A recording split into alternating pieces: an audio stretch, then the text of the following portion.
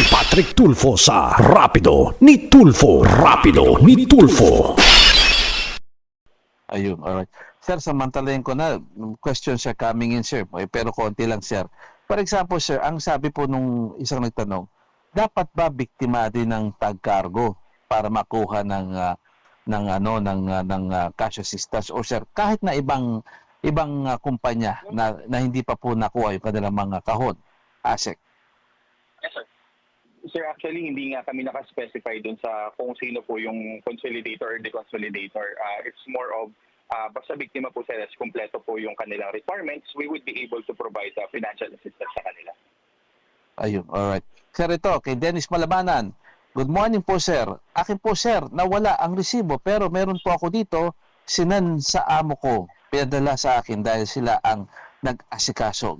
Nagawa po ng narito na po ako sa Pinas.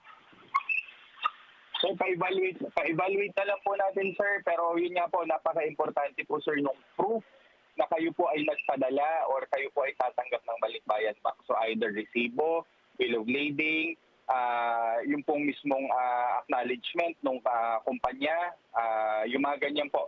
Kailangan po maipakita talaga na kayo po ay nagpadala at hindi na po na-deliver or hindi pa po na-deliver yung kahon. Alright.